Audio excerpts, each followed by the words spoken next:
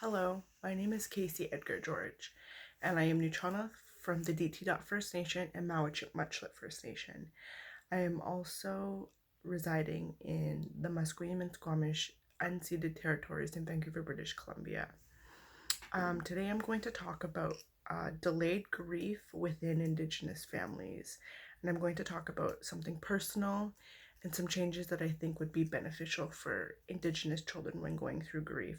However, I'm going to start off by burning a smudge while I talk about this difficult subject, just because it is hard for me to talk about this story that I'm going to talk about.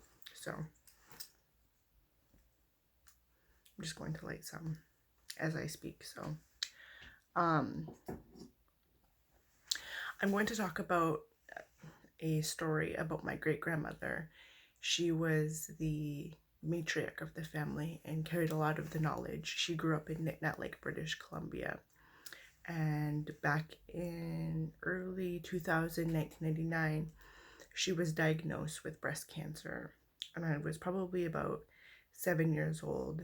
And I used to sit with her as she would cedar weave and make baskets out of grass. And I remember we were literally best friends for so long, and like until the day she died, I was with her all the time and I would spend a lot of time with her.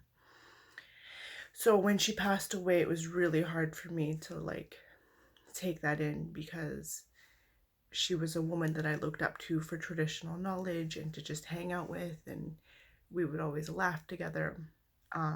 When she passed away, we had a funeral, but within Indigenous teachings, there are children are not allowed to attend the funeral service, because the teachings are that these spirits can take children away if they're not old enough to be there. And this woman was like my rock and my best friend. So when I was told I couldn't attend her funeral, I like screamed and I told my dad I need to go because she's my best friend. And like I cried and I cried and I cried, and I wanted to attend her funeral. So I did attend her funeral because I begged my father.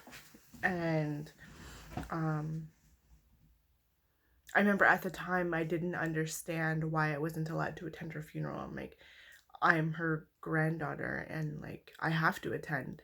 But there was no explanation, and I think that caused a lot of problems within my healing journey, because I felt like I wasn't welcome to the ceremony, and there wasn't an explanation of as to why I couldn't attend the ceremony. So very difficult for me. In one of Virginia Lynn Fry's Part of Me Died Too shared a similar story about a young boy losing his grandmother to breast cancer. And one of like the therapists that the kid's seen was making the connection between life and death, and they showed him what it was like when a person passed on by listening to the heart with one of those scopes that the doctors use and put on the heart. And then the boy listened to his own. And I think for me, that was really beautiful to read that this boy was able to make those connections, because I felt like as a child, I could not make that connection, because I was like, where did she go? I need to see her. And I was scared because I didn't know where she went. And I had no understanding of death because it was my first death.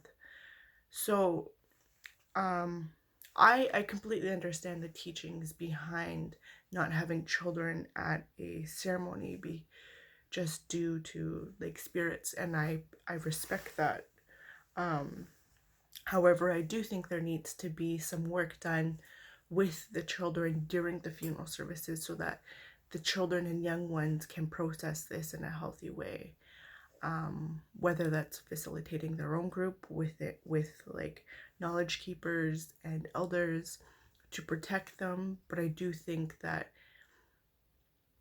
children need to understand the difference between death, because like also in the book it shared about how children will be scared to go to sleep because they'll be scared to not wake up like their grandparent that just passed away. So I think within indigenous communities, I would love to start the conversation of being able to help children understand what death is at a young age, so that when it does come, it's not so tragic, and to have an understanding of what it is at such a young age, especially before the age of 4, while your brain is developing. Anyways, thank you for listening. Have a good day. Clicko, clicko.